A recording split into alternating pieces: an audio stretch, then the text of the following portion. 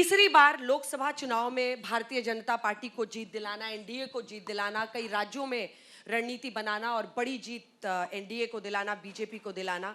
वहां से आकर बिहार के इस चुनाव में रहते हैं। 20 साल नीतीश कुमार मुख्यमंत्री रह चुके हैं और इस बार सीट शेयरिंग में कम से कम एनडीए में आपको फर्स्ट मूवर का एक एडवांटेज दिख रहा है।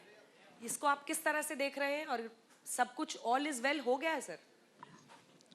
जहां तक एनडीए का सवाल है, सब कुछ ठीक है और हम काफी लंबे समय से एक्सरसाइज कर रहे थे।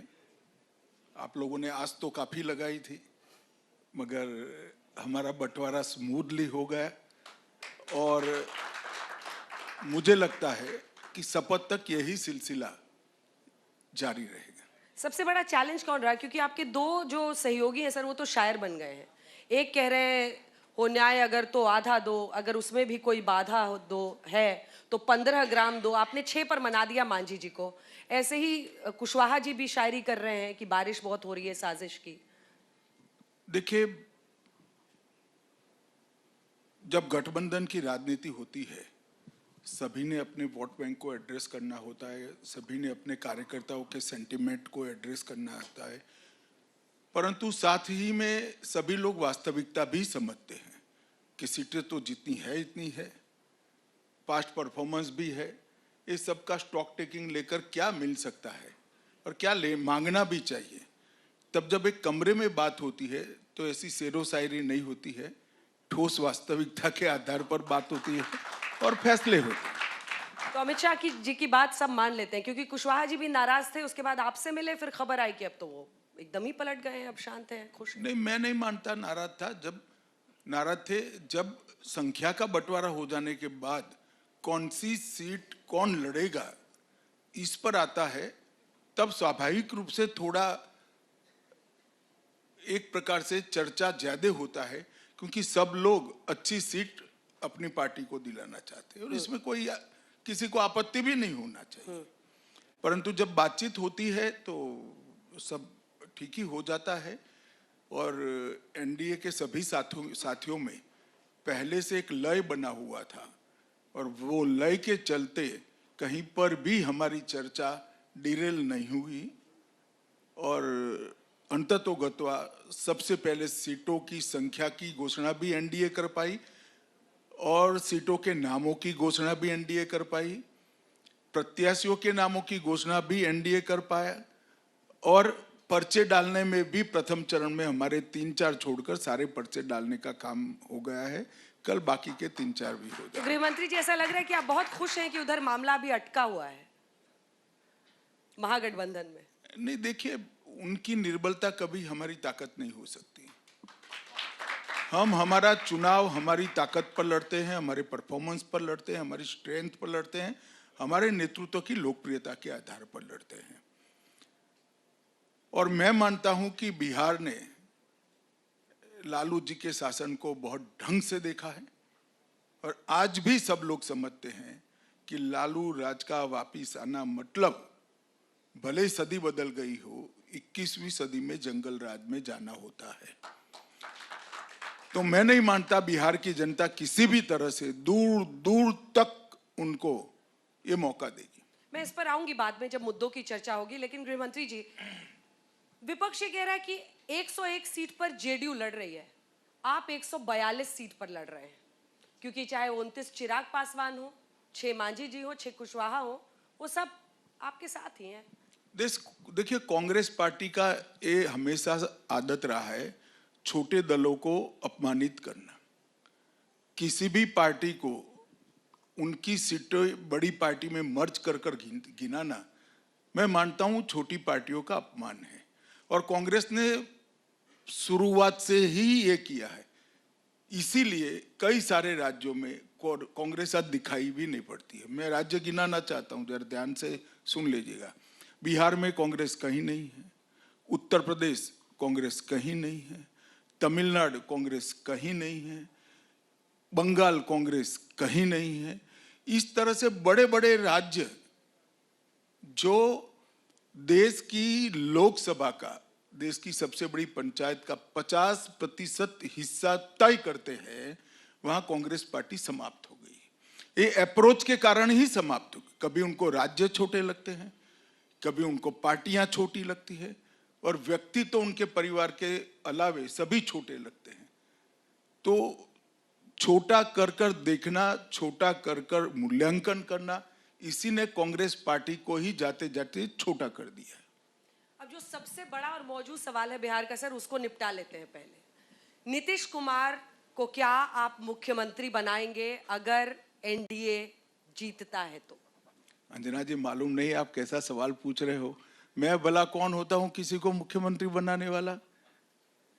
इतनी सारी पार्टियों का गठबंधन है, चुनाव के बाद जब बैठेंगे सभी दल, विधायक दल के नेता बैठेंगे और अपना नेता तय कर लेंगे। अभी हम नीतीश कुमार जी के नेतृत्व में ही चुनाव लड़ रहे हैं और हमारे चुनाव का नेतृत्व नीतीश कुमार जी ही कर रहे हैं। और अगर आपके विधायक ज्यादा हो गए तो? अभी भी ज्यादा है, अभी ज्यादा ही है। ये बहुत बड़ी हेडलाइन दे रहे हैं आप, मुझे ऐसा लग रहा है। नहीं नहीं, आप समझ नहीं रहे हो, अभी भी हमारे ज्यादा है, फिर भी नीतीश कुमार जी मुख्यमंत्री है। हाँ, जैसा पिछली बार तो आपने उनको बनाया था और उन्होंने ऑन रिकॉर्ड कहा था, ये मुझे फडणवीस जी ने भी इंटरव्यू में कहा कि नहीं, वो कह रहे थे मत बनाओ, पर बीजेपी ने बनाया। क्या इस बार जो आपने महाराष्ट्र में किया, देखिए वो कर सकते हैं ऐसा बिहार में? है अंजना जी, राजनीति आपकी टीआरपी के लिए नहीं चल सकती। आप कह रही हो कि भाई आप ज्यादा आए तो क्या, मैंने कह दिया हम ज्यादा आए तो भी ये बने हैं। आपने पूछा आगे क्या होगा, तो मैंने प्रक्रिया समझा दी कि सभी विधायक बैठेंगे, सभी विधायक दल के बैठे नेता बैठेंगे, सभी दल बैठेंगे और तय करेंगे। नीतीश कुमार पर आपको कितना भरोसा है? ट्रस्ट फैक्टर आपका कैसा है? और मैं इसलिए पूछ रही हूँ कि 2 बार तो सर उन्होंने धोखा दिया ही आपको। देखिए, नीतीश कुमार जी भारत की राजनीति के बहुत प्रमुख नेता हैं और उनके जीवन का पूरा कालखंड कभी वो कांग्रेस में नहीं रहे और कांग्रेस के साथ में रहने का उनका रिकॉर्ड भी कभी भी 2.5 साल से लंबा नहीं रहा। तो मैं मानता हूं कि किसी व्यक्ति के जीवन का अगर मूल्यांकन करना है तो एक बड़े हिस्से को लेकर ही करना चाहिए। और ठेठ समाजवादी नेता हैं, इनके राजनीतिक जन्म से ही कांग्रेस का विरोध करते रहे हैं, जेपी आंदोलन के प्रमुख नेता रहे हैं और इमरजेंसी में भी अच्छी खासी लड़ाई कांग्रेस के खिलाफ लड़े हैं। तो मैं मानता हूं भरोसा भारतीय जनता पार्टी को तो है ही है, परंतु बिहार की जनता को भी है। अगर इस बार नीतीश कुमार की कम सीटें आएंगी, आपकी ज्यादा आएंगी, तब भी आप उनको सीएम बनाएंगे? मैंने कहा कि आप टाइटल नहीं निकलवा पाएगी, दूसरे प्रश्न पर शिफ्ट होगी तो आपकी गाड़ी आगे बढ़ेगी। ठीक है सर, आगे बढ़ते हैं। हिंदी पट्टी का एकमात्र राज्य जहां पर बीजेपी का आज तक मुख्यमंत्री नहीं बना, वो बिहार ही है। क्या गृह मंत्री अमित शाह का ये सपना है कि बिहार में भी बीजेपी का मुख्यमंत्री हो? पहली बात तो मैंने आज तक जीवन में कोई स्वप्न ही नहीं देखा है। मैं बहुत चैन की नींद सोने वाला आदमी हूँ, तो मेरा स्वप्न आपको किसने कह दिया, मेरे लिए सस्पेंस है। खैर, भारतीय जनता पार्टी गठबंधन में भरोसा करती है। गत चुनाव में मैंने जैसे कहा हमारी सीटें कम थी, फिर भी हमने नीतीश कुमार जी को मुख्यमंत्री बनाया। हालांकि नीतीश कुमार जी ने स्वयं प्रधानमंत्री जी को फोन किया था कि आपकी सीटें ज्यादा आई है, गठबंधन धर्म तो ये कहता है कि आपका मुख्यमंत्री आप करिए, हम समर्थन करेंगे। परंतु फिर भी प्रधानमंत्री जी ने इनकी सीनियोरिटी देखते हुए हमारी पार्टी की ओर से कहा कि नहीं, आप नेतृत्व करिए, हमें कोई आपत्ति नहीं है। हम जब पूर्ण बहुमत की सरकार प्राप्त किए तब भी हम एनडीए की सरकार बनाए थे और जहां जहां राज्यों में भी हमने, उत्तर प्रदेश हो, महाराष्ट्र हो, जहां जहां में कई बार पूर्ण बहुमत मिला या साथियों के साथ मिला, हमने एनडीए की ही सरकार चलाई है। तो हमने गठबंधन का हमेशा सम्मान किया है और इस बार भी करेंगे। पिछली बार के चुनाव में सर सिर्फ 12,786 वोट्स का अंतर था एनडीए में और महागठबंधन में। क्या ये वजह है कि इस बार चिराग पासवान को शामिल किया है आपने, और चिराग पासवान की अपनी महत्वाकांक्षाएं दिखती हैं? नहीं, आपको कैसे लगता है? आपको शायद मालूम नहीं, बीच में एक पूरा जनरल इलेक्शन चला गया लोकसभा का, 24 का चुनाव चिराग पासवान जी हमारे साथ ही लड़े, हमारे साथी थे। वो हमारी कैबिनेट में मंत्री भी है, मोदी जी की कैबिनेट में हमारे साथी है, तो हमारे साथ ही लड़ेंगे। पर उनको 29 सीटें देने पर किसी ने नाराजगी जाहिर की क्या आपके सामने कि भाई? आज तक के अलावा किसी ने नाराजगी जाहिर नहीं की। अब आते हैं कुछ मुद्दों पर, और उन मुद्दों में सबसे पहले एसआईआर का मुद्दा उठाते हैं। अब विपक्ष का क्या आरोप है? राहुल गांधी जो पूरा वोटर अधिकार यात्रा निकाले, गृह मंत्री जी उन्होंने यही कहा कि ये वोट चोरी कर रही है बीजेपी, और इलेक्शन कमीशन जो है वो बीजेपी के इशारे पर काम करता है। देखिए, इस तरह की बातें करना बहुत सरल है। ये देश में मैं आज तक के माध्यम से पूरे देश की जनता को कहना चाहता हूं कि इस देश में एसआईआर पहली बार नहीं हो रहा है। इसकी शुरुआत 53 में हुई थी, तो राहुल जी की दादी के पिताजी के समय भी हुआ था, उनकी दादी के समय भी हुआ, उनके पिताजी के समय में भी हुआ, और उनकी माताजी के समय में भी हुआ। शायद राहुल जी को ये सत्य कोई बताता नहीं। एसआईआर है क्या? एसआईआर का मतलब है मतदाता सूची का शुद्धिकरण। जब 10, 12, 15 साल हो जाते हैं तब कई सारे लोगों का मृत्यु हो जाता है, कई सारे लोगों का एक जगह से दूसरी जगह अपने कामकाज की दृष्टि से, नौकरी की दृष्टि से जाना होता है। वो वहां पर भी मतदाता है, यहां पर भी मतदाता है। पहले यहां रहते थे, मानो कि दिल्ली गए, तो वहां पर भी है, यहां पर भी है। तो ये मतदाता सूची शुद्ध होनी चाहिए या नहीं होनी चाहिए? मैं एक छोटा सा सवाल राहुल जी को पूछना चाहता हूं कि मतदाता सूची शुद्ध होना चाहिए या नहीं होना चाहिए? मतदाता सूची का शुद्धिकरण का दूसरा नाम है एसआईआर। अब मैं, आपने पूछा नहीं है मगर उसका भी जवाब दे देता हूं कि वो विरोध क्यों कर रहे हैं। वो विरोध इसलिए कर रहे हैं कि 2003 के बाद इस देश में ढेर सारे विदेशी नागरिक फर्जी तरीके से देश की मतदाता सूची के अंदर अपना नाम ऐड कराने में सफल हुए हैं। मेरी देश की जनता को सीधा सवाल है, जो बांग्लादेश से यहां आए हैं, जो दूसरे देश से यहां हैं, जो हमारे देश के नागरिक नहीं है, उनको देश की चुनावी प्रक्रिया के अंदर हिस्सा लेना चाहिए क्या? हमारे संविधान ने तय किया है कि मतदाता वही बन सकता है जो इस देश का नागरिक होगा। हमारी कानून ने तय किया है कि मतदाता वही बन सकता है जिसकी आयु 18 साल के ऊपर होगी।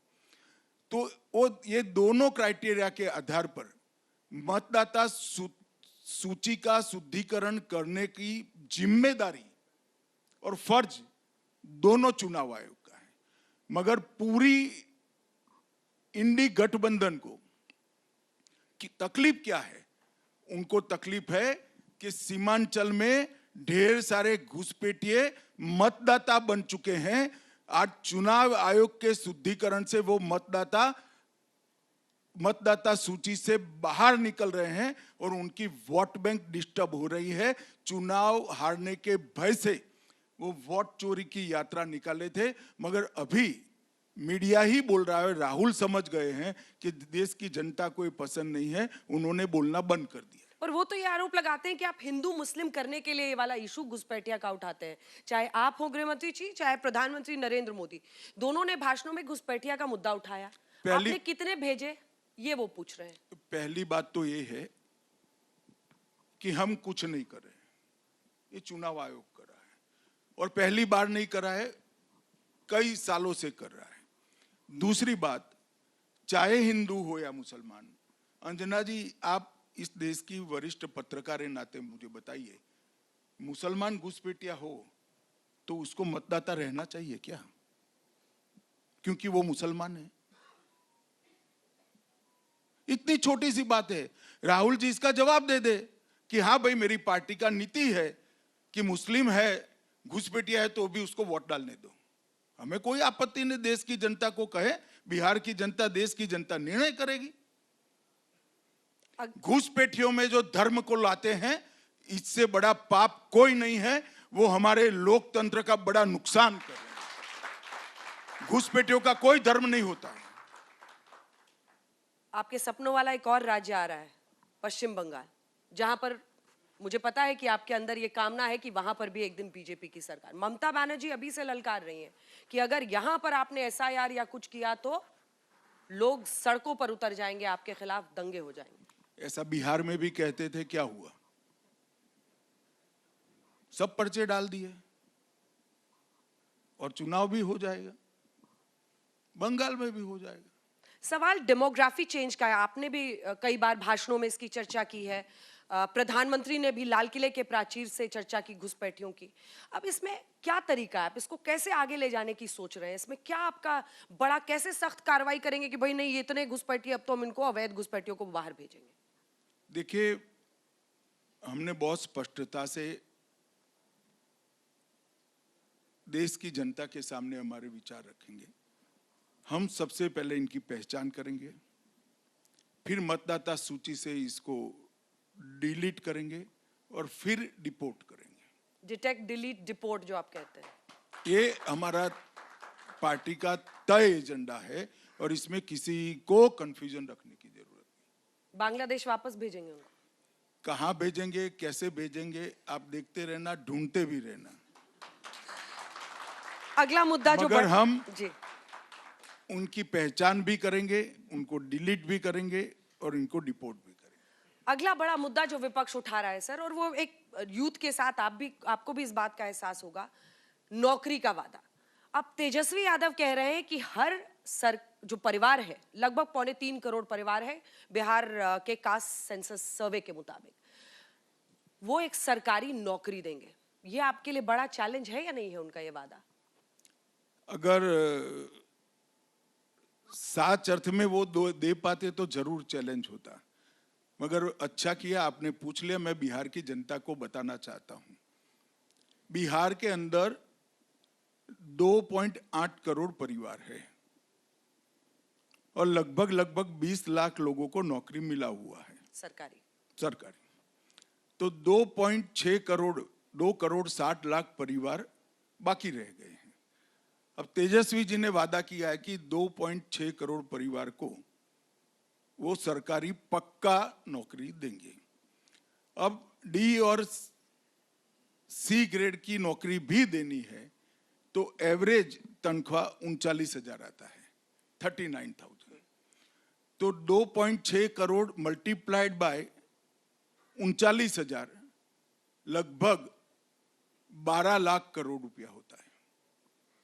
और बिहार का बजट 3.17 लाख से, अरे बिहार का बजट है 3 करोड़ के 3 लाख करोड़, 3.25 करोड़ के आसपास। अब तेजस्वी जी को जरूर ये करना चाहिए, उनको सत्ता मिले तो दे देना चाहिए, मगर ये 12 लाख करोड़ कहां से लाएंगे वो बिहार की जनता को समझा देना चाहिए। वो मानते हैं कि वो बोलेंगे और बिहार की जनता मान जाएगी। अब उन्होंने हमारी मुसीबत कर दी है। सब लोग हमें पूछते हैं कि तेजस्वी 12 लाख करोड़ कहां से लाएगा, हमें पूछ रहे। मैंने कहा भाई लालू जी को पूछो, तेजस्वी को तो पूछने का कोई मतलब नहीं है, लालू जी शायद बता पाए। ये बिल्कुल बेबुनियाद वादा है जो कभी पूरा नहीं होना है। वोट लेने के लिए बिहार की जनता के सामने बोला गया सफेद झूठ है और बिहार के लोग, बिहार के युवा विशेषकर ये बहुत अच्छे तरीके से जानते हैं कि इतनी नौकरी देने के लिए 12 लाख करोड़ रुपया चाहिए, जो आज बिहार के बजट का 4 गुना है। लेकिन गृह मंत्री जी, आप कहां से पैसा लाएंगे, क्योंकि आप भी 1 करोड़ 21 लाख महिलाओं को 10,000 रुपया दे रहे हैं। अब जब विपक्ष करता है तो आप कहते हैं कि देखो, नहीं, आपने स्टडी नहीं किया है अंजना जी, माफ करिएगा, सीड मनी है।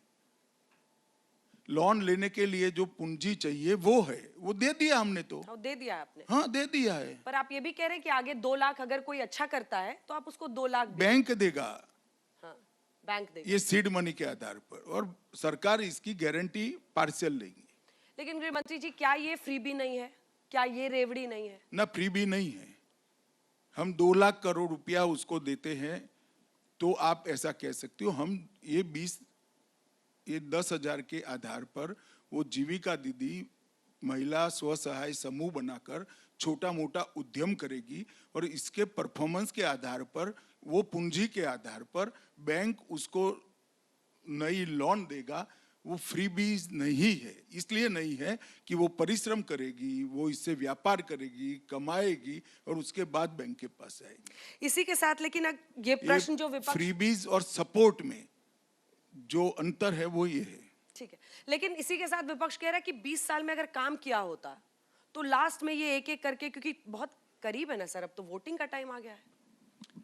देखिए, विपक्ष अगर ये कह रहा है कि 20 साल में काम किया होता तो ये न करना पड़ता। हमने 20 साल में काफी कुछ काम किया है। मैं लालू जी को पूछना चाहता हूं कि आप कितने गंगा पर ब्रिज छोड़कर गए थे? अभी 4 ब्रिज बन चुके हैं नए और 10 और बन रहे हैं। आप बिहार की एयरपोर्ट की स्थिति क्या छोड़ कर गए थे? हमने नया बना दिया, पूर्णिया बना, दरभंगा बना, बिहार में भी एक नया और बन रहा है, ये हमने किया। हमने मखाना बोर्ड भी बनाया। हमने कोसी के बाढ़ की व्यवस्था के लिए भारत सरकार के बजट से 26,000 करोड़ से ज्यादा राशि बिहार को अलॉट करने का काम किया। हमने 3 लाख करोड़ रुपए की रोड रास्ता बनाए हैं। हर घर में बिजली पहुंची है तो नीतीश कुमार की सरकार ने पहुंचाई। हर घर में पानी नरेंद्र मोदी सरकार ने बनाया। पीएम किसान लगभग 87 लाख किसानों को हर साल 6,000 रुपया मिलता है। 1,60,00,000 घरों में पीने के पानी का कनेक्शन पहुंचाया है। 3,54,00,000 घरों में 5 लाख तक का स्वास्थ्य का पूरा खर्चा हमने फ्री कर दिया है। लगभग 1,44,00,000 घरों में शौचालय देने का काम हमारी एनडीए सरकार ने, नरेंद्र मोदी जी ने किया। ये तो मैं भी कह सकता हूं कि 70 साल तक आपने राज किया, शौचालय नहीं दे पाए। अगर आपने दिया होता तो हमें 1,44,00,000 घरों में देना के नौबत नहीं आती। 9 करोड़ लाभार्थियों को हर महीना प्रति व्यक्ति प्रति माह 5 किलो अनाज हम दे रहे हैं और 41 लाख लोगों को हमने घर देने का काम किया है। और उज्ज्वला योजना के तहत 1,17,00,000 बहनों के घर में गैस का सिलेंडर पहुंचा है। अब मैं ये बात कहना चाहता हूं, आज आपने तो मुझे विपक्ष की ओर से पूछ लिया, मगर मैं विपक्ष को इस मंच के माध्यम से पूछना चाहता हूं, आपने इसका आधा छोड़िए, 10वें हिस्से का भी काम किया हो तो पटने के चौराहे पर खड़ा कर दीजिए, हो जाइए। हमारा युवा मोर्चे का अध्यक्ष आपके साथ 2-2 हाथ करेगा। क्या लालू जी हिसाब किताब मांग रहे हैं? लालू जी, आप तो हिसाब मांग सकते हो हत्याओं का, अपहरण का, फिरौती का। आप कैसे रोड, रास्ता, गैस, शौचालय, सिलेंडर और घर का हिसाब मांग सकते हो? आप तो हत्या, फिरौती, अपहरण का हिसाब मांग सकते हो। इसका हिसाब लालू जी नहीं मांग सकते। और चाहे यहां रहे, चाहे केंद्र में रहे, जहां रहे वहां करप्शन के केस हुए, जहां रहे वहां कोर्टों ने उनको चार्जशीट कर दिया। मैं आ रही हूँ उस पे, आईआरसीटीसी पे आऊंगी, लेकिन लॉ एंड ऑर्डर पर तो वो मौजूदा सरकार को भी घेर रहे हैं। वीडियो वायरल हुआ, अस्पताल में कैमरे पर हत्या हुई। देखिए, मेरा आज तक के सारे जर्नलिस्टों को और जितने भी मीडिया कर्मी बिहार में काम कर रहे हैं वो सभी को मेरा एक विनम्र अनुरोध है कि सच को झुठलाने की कोशिश नहीं करनी चाहिए। आप पूरे बिहार में जिसकी आयु 20 साल से ज्यादा है, जिन्होंने लालू राज देखा है, ऐसे किसी भी व्यक्ति को पूछ लीजिए कि लॉ एंड ऑर्डर की सिचुएशन नीतीश कुमार के आने के बाद सुधरी है या नहीं। और अगर लालू जी कह रहे वो सत्य होता तो 20 साल तक हम चुनकर ना आते। चाहे चुनाव लोकसभा का हो या विधानसभा का, एनडीए ही चुनकर आया है। ये जो चुनाव है, ये नीतीश जी के काम पर रेफरेंडम होगा या डबल इंजन की सरकार? स्वाभाविक रूप से दोनों के ऊपर होगा। मैंने कहा ना, मोदी जी ने भी यहाँ ढेर सारा काम किया है बिहार में, ढेर सारा, लाखों करोड़ों रुपए का काम किया है। अभी अभी नीतीश सरकार ने सीतामढ़ी में सीता माता का भव्य मंदिर बनाने का, इसका नींव रखने का। कोसी के बाढ़ से लेकर सब जगह सालों से बिहार को परेशान करने वाले इश्यू का समाधान करने का काम हमारी डबल इंजन की सरकार ने किया है। और इसीलिए एक करोड़ों लोगों को, जो किसानों को पीएम किसान मिला, घर मिला, घर में बिजली मिली, पानी मिला, शौचालय मिला, गैस मिला, 5 लाख तक का बीमा मिला, 5 किलो अनाज मिला, ये सारी चीजों के कारण बिहार की जनता अपनी पलकों पर मोदी जी को बिठाकर रखी है।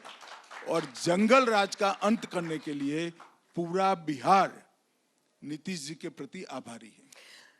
मेहनत आप लोग इतनी कर रहे हैं सर कि पटना से लेकर दिल्ली तक, मतलब दिल्ली में भी यमुना जी की सफाई कर रहे हैं क्योंकि छठ पूजा आ रहा है और उसके बाद ऐसा तुरंत है वोटिंग। अंजना जी, हम तो पीढ़ी दर पीढ़ी शासन करने वाले लोग नहीं है, मेहनत तो हमें करनी ही पड़ेगी, हमारा स्वभाव है और हम करते भी हैं।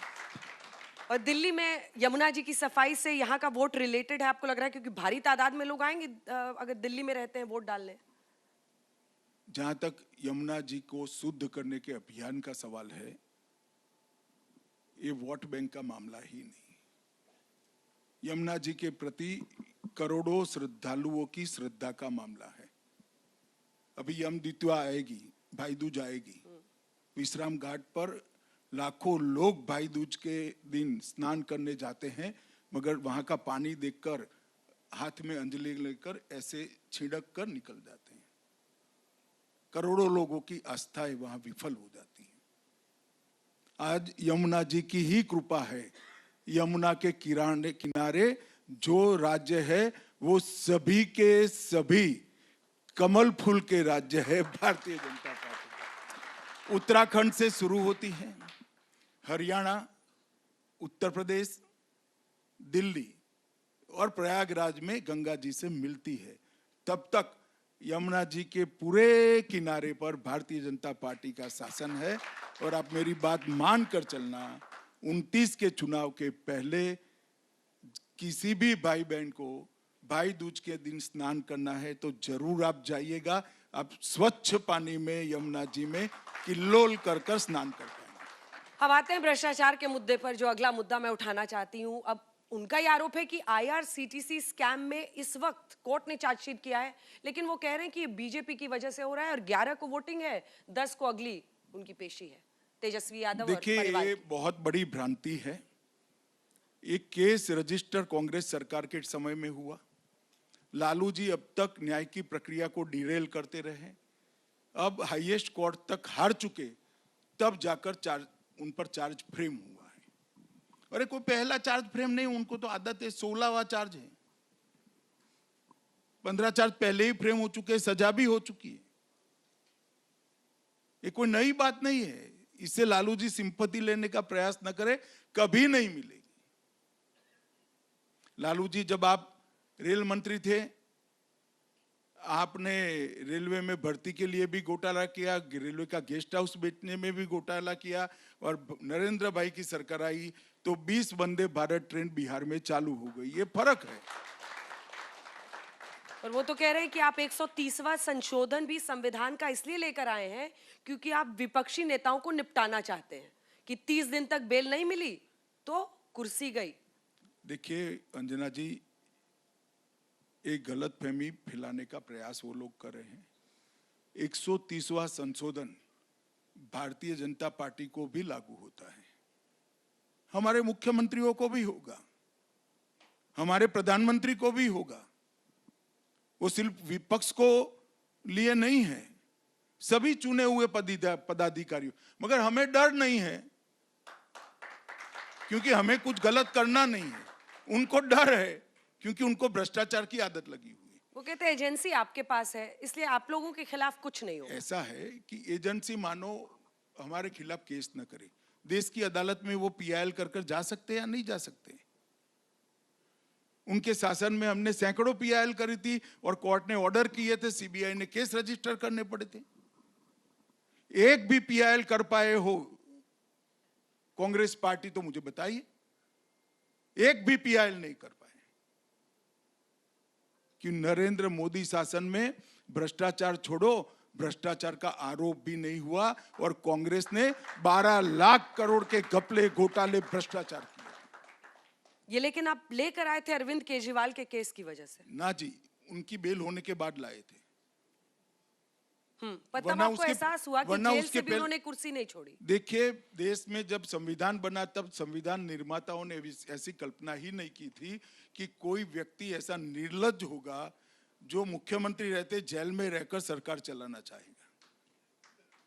अब ऐसी घटना देश में हो गई, तमिलनाडु में भी हुई, दिल्ली में भी हुई, और ये सारे इंडिया अलायंस वाले हैं।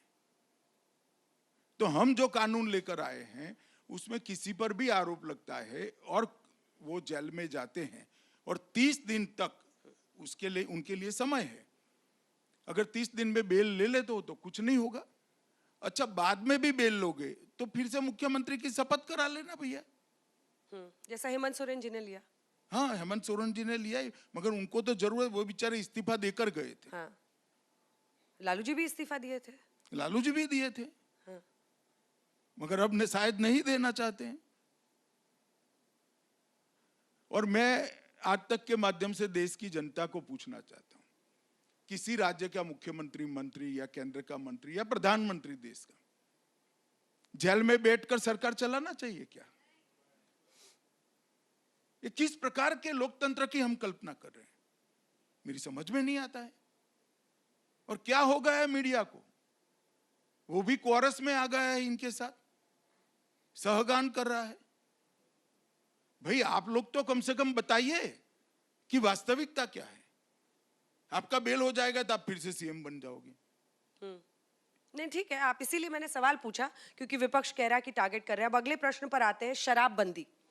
सर, वो भी बिहार में एक बड़ा चैलेंज है और कई सारे ऐसे मामले हुए, गुजरात में भी है, यहाँ पर लेकिन कई बार हुआ जब जहरीली शराब पीने की वजह से लोगों की मौत हो गई। शराबबंदी कितना इफेक्टिवली आपको लगता है कि बिहार में लागू देखिए, जहरीली शराब के मामले जहां शराबबंदी नहीं है ऐसे राज्यों में भी हुए हैं। जहां शराबबंदी नहीं है वहां पर भी हुए जहरीली शराब के बड़े बड़े मामले हुए। तो इसको जोड़कर देखना ठीक नहीं है। नक्सलवाद के मुद्दे पर आते हैं क्योंकि इस बार 2 फेजेस में चुनाव हो रहा है बिहार में। इससे पहले 6 फेज में भी हुआ है, 5 में हुआ है, 3 में हुआ है, 2 फेज में हो रहा है। तो इसी पर मेरा प्रश्न है, क्योंकि आपने आज पोस्ट भी किया है कि 258 नक्सलियों ने खुद ही अपने हथियार डाल दिए हैं। गढ़चिरौली और तमाम इलाकों में हमने देखा है पिछले दिनों बदलाव। लेकिन एक बहुत बड़ा तबका है सर जो ये मानता है कि 2026 की आप मार्च की डेडलाइन दे रहे हैं।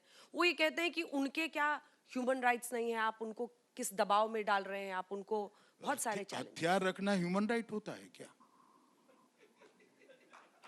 ये कहां व्याख्या पढ़ ली आपने? कोई हाथ में हथियार रखे ह्यूमन राइट है? एक कौन से पुस्तक से ह्यूमन राइट की व्याख्या लाई है? उनके ह्यूमन राइट है, इसीलिए कह रहा हूं कि हथियार डाल दीजिए, मेन स्ट्रीम में आइए, आपके सारे अधिकार मिलेंगे।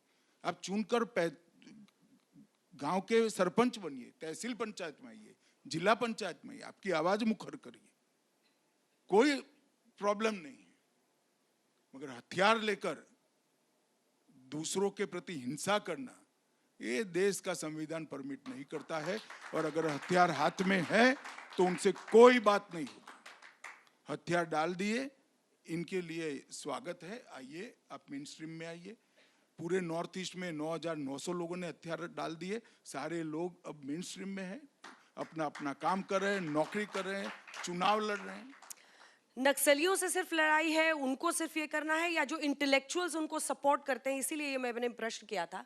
बहुत सारे इंटेलेक्चुअल्स इस देश में हैं जो उनके सपोर्ट में हैं। क्या गृह मंत्री जी का नजर उधर भी है? देखिए, जब तक इंटेलेक्चुअल एक्टिविटी तक ही इंटेलेक्चुअल सीमित रहेंगे कोई आपत्ति नहीं, मगर इंटेलेक्चुअल एक्टिविटी कर कर नक्सलियों के साथ रिश्ते भी रखेंगे, उनका वित्त पोषण करेंगे, उनको मॉरल बूस्टअप करेंगे, तो आपत्ति में आएंगे। तब उनके खिलाफ भी एक्शन होगा? किसी के भी खिलाफ होगा, आपके खिलाफ भी हो सकता है अगर आप वित्त पोषण करें। नक्सलियों का जो वित्त पोषण करेगा वो हर एक व्यक्ति के खिलाफ हो सकता है। गृह मंत्री जी, अब थोड़े ऐसे मुद्दों पर आते हैं जो कि आपने कहा शुरू में ही कि छोटी पार्टियों का अपमान कांग्रेस पार्टी करती है, तो चर्चा छोटी पार्टियों पर हो जाए एक बार, क्योंकि अब जन सुराज प्रशांत किशोर एक पार्टी लेकर आए हैं और वो कह रहे हैं कि हम न्यू पॉलिटिक्स लाएंगे बिहार में, हम बदलाव करेंगे। आपको लगता है कि वो एक सेंटिमेंट को छू पाएंगे, कुछ अच्छा कर पाएंगे? देखिए, इस देश में 1550 पार्टी थी, अब 1551 आ गई है और सबको अच्छा सोचने का अधिकार है। मैं क्यों किसी का अधिकार सीमित करूं भाई?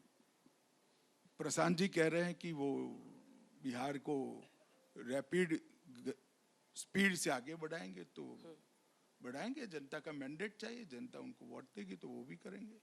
पर आप उनको चैलेंज मान रहे हैं नहीं? आपकी चुनावी नजर में, रणनीति में वो कहां पर है? देखिए, ऐसा है, मैं हर एक व्यक्ति जो हमारे खिलाफ चुनाव लड़ता है उसको चैलेंज मानता हूँ। असदुद्दीन ओवैसी को चैलेंज मानते हैं क्या? वो सीमांचल में सीटें मैंने खोज के कहा लड़ रहे हैं। कोई भी व्यक्ति हमारे खिलाफ चुनाव लड़ता है वो चुनावी चैलेंज तो है ही। चुनाव में हमारी प्रतिद्वंदिता कर रहे हैं तो हमारे चैलेंज ही है। गुजरात में सर आज बड़ी खबर है, रीशफल की, और 16 मंत्रियों ने जो इस्तीफा दिया है उसके बारे में खबर है। क्या चल रहा है इस वक्त गुजरात में? ये थोड़ा सा मैं बिहार से आगे बढ़ रही हूँ। नहीं, रीशफल ही चल रहा है।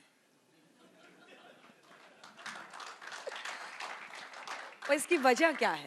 27 में वहां नहीं, चुनाव है। वजह कुछ नहीं है। 10 सीटें खाली थी वहां। हाँ। 10 मंत्री हम और बना सकते हैं, और जब 10 मंत्री बनाना नया है तब मुख्यमंत्री जी की अनुकूलता के लिए वो अपनी टीम चुन पाए। सभी ने इस्तीफे दिए हैं, स्वयं उन्होंने ही दिए हैं।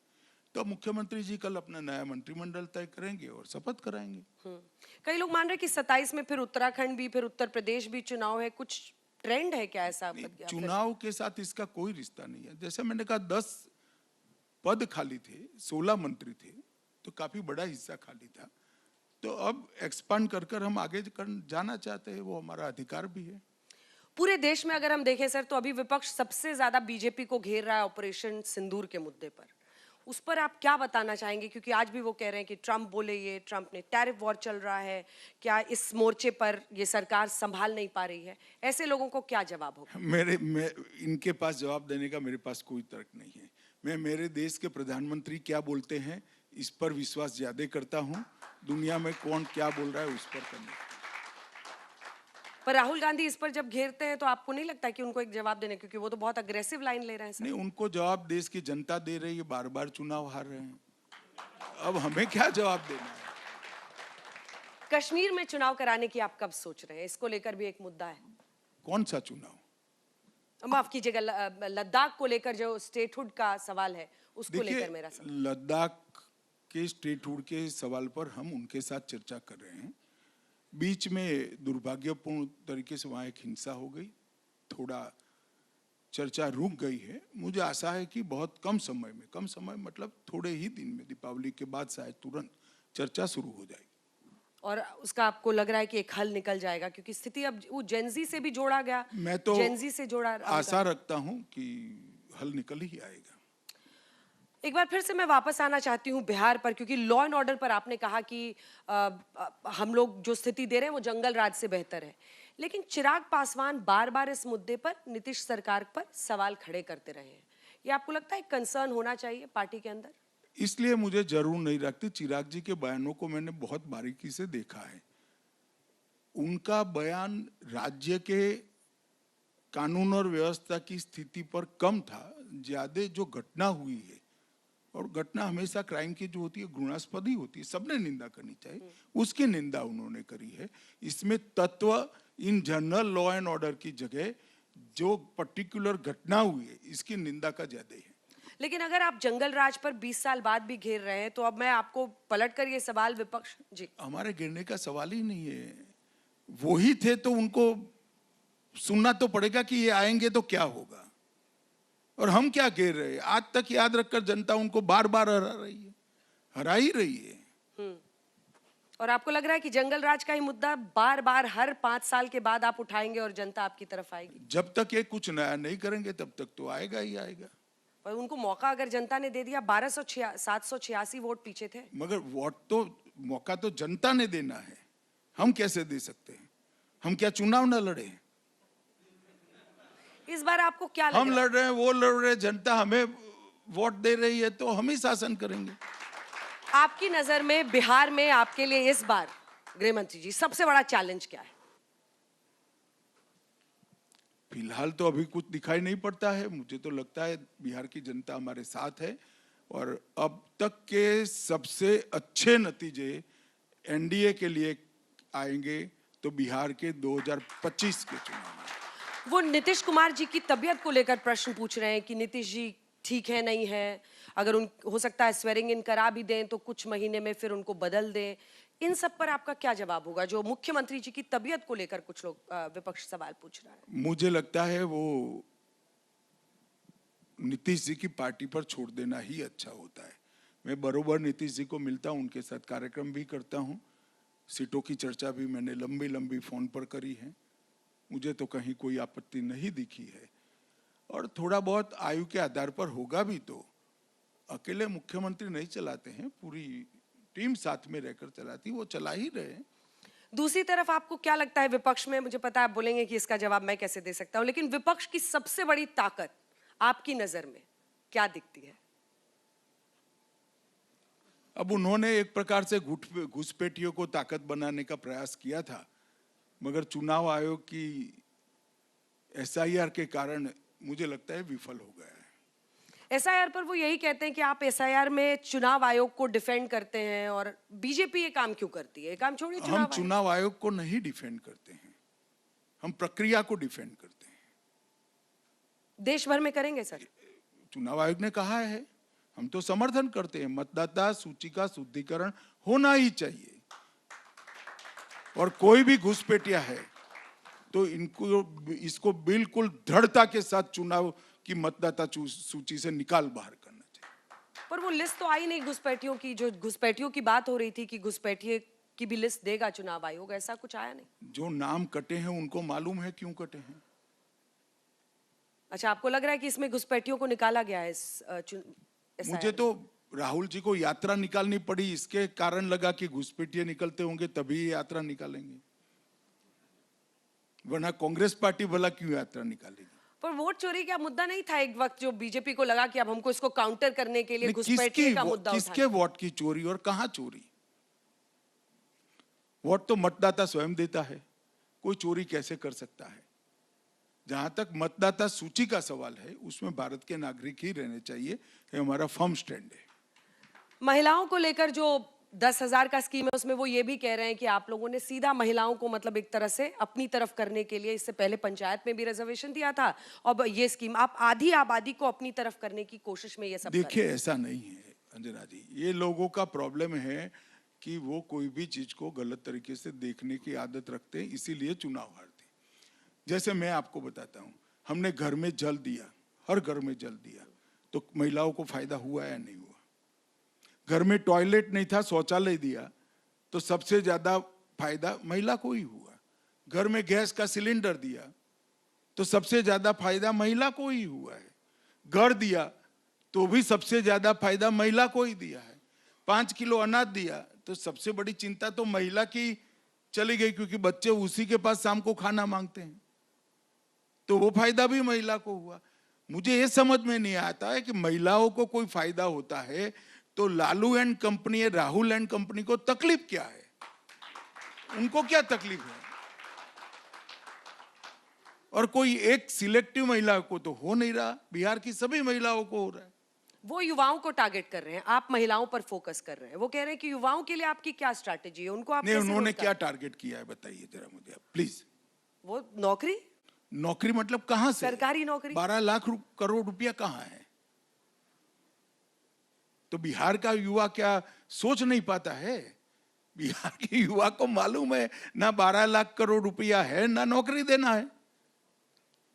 अच्छा, चुनावी गुणा भाग में माना जाता है कि आप सीट को लेकर भी फैसला करते हैं कि भाई नहीं इतने सीटों पर टारगेट है। क्या ये खबर थी, अगर ये गलत है तो आप ही बताइएगा, कि अब आप 140 के आसपास ही उम्मीद कर रहे हैं? सीट को लेकर आपको कितनी उम्मीद है इस बार? आप थोड़ा कम बोल रही हैं, मगर सीटों के बारे में अभी मैं कुछ कहना नहीं चाहूंगा। चुनाव भी लंबा है, मैं बताऊंगा दीपावली के बाद, छठ पूजा के बाद।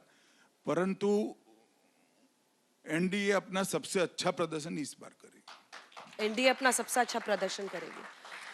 महाराष्ट्र में आपने जो फैसला लिया उसी मॉडल पर आ रही हूं कि अगर ऐसा होता है तो बिहार में आपको क्या लगता है सर? बीजेपी में आपने नई पीढ़ी में कौन सा ऐसा नेता बनाया है जो आपको लगता है कि कार्यभार संभाल सकता है? साच अर्थ में अंजना जी आप मानती है कि मैं आपको ऐसा जवाब यहाँ माइक में दे दूंगा? मुझे पता था नहीं आप देंगे, लेकिन फिर भी मैं कोशिश तो कर ही सकती हूँ कि जरूर आप कर सकती है आप, कुछ मैं कैसे रोक सकता हूँ आप? हाँ, मतलब आपको लगता है कि नई जो नेतृत्व है भारतीय जनता पार्टी में, उसमें आपको सामर्थ्य दिखता है कि वो बिहार को चला सके? नहीं, बिल्कुल सामर्थ्य है। हमारे अभी भी मंत्री हैं, उप मुख्यमंत्री हैं, काम कर रहे हैं दमखम के साथ नीतीश जी के नेतृत्व में। हमारे लोगों में सामर्थ्य है, तभी तो लोग ज्यादा चुनकर भेजते हैं। कई लोग ये बिहार का आकलन करते हैं कि बिहार है जहां पर जाति नहीं, जाति कास्ट जाता नहीं। आपको भी ऐसा लगता है कि कई बार जातीय समीकरण का बहुत ध्यान रखना पड़ता है? नहीं, ये तो रखना ही चाहिए। ये जाति के आधार पर रिप्रेजेंटेशन आए, इसमें सैद्धांतिक रूप से गलत बात नहीं है, परंतु जाति एड्रेस करने के लिए मेरिट्स को अन्याय नहीं करना चाहिए। मगर मुझे लगता है कि हर जाति से हमारे पास अच्छे मेरिट्स वाले लोग हैं, कार्यकर्ता हैं, प्रतिनिधि भी है। हमने काफी बाहर के नए अलग अलग क्षेत्र में कंट्रीब्यूट करने वाले लोगों को भी मौका दिया है। तो एक अच्छा गुलदस्ता लेकर हम बिहार की जनता के सामने गए हैं और मुझे पूरा विश्वास है कि बिहार की जनता हमें आशीर्वाद देगी। नरेंद्र मोदी जी और नीतीश कुमार जी ने लंबे समय तक देश और बिहार की जो सेवा की है, उसको जरूर आशीर्वाद मिलेगा। गृहमंत्री जी, आपके पूरे इंटरव्यू से मैं 3 हेडलाइन आपको बताना चाहती हूँ, अगर आप इससे सहमत हैं तो मुझे बताइएगा। नहीं, वो तो कहाँ आप हमें पूछकर हेडलाइन तय करती हो, आप चला ही देती हो। पहली आपने ये कही है कि जो भी बड़ी पार्टी होगी या जो भी होगा, जो विधायक दल चयन करेगा, उसे ही मुख्यमंत्री बनाया जाएगा। नहीं, मैंने ऐसा कहा है कि चुनाव के बाद सभी पार्टी के विधायक दल बैठकर अपना अपना नेता चुनेंगे और वो नेता चुन बैठकर हमारे गठबंधन का मुख्यमंत्री तय करेंगे। दूसरा जो मुझे समझ में आ रहा है कि ये रेफरेंडम होगा नीतीश कुमार के काम पर और साथ ही मोदी सरकार पर, डबल इंजन की सरकार। निश्चित रूप से हमारे लंबे समय के शासन पर रेफरेंडम आप मान सकती है और हमने काम किया है, मुझे भरोसा है कि हमें आशीर्वाद मिलेगा। और तीसरा आपने कहा है कि एनडीए अपना अब तक का सबसे अच्छी परफॉर्मेंस इस बार कर पाएगी। जी, निश्चित रूप से एनडीए अपना सबसे अच्छा परफॉर्मेंस। गृहमंत्री अमित शाह जी, आप पंचायत आज तक में आए, आपने हर सवाल का जवाब दिया। तालियों के साथ बहुत बहुत अभिनंदन आपका आज तक में आने के लिए। धन्यवाद आपका। धन्यवाद।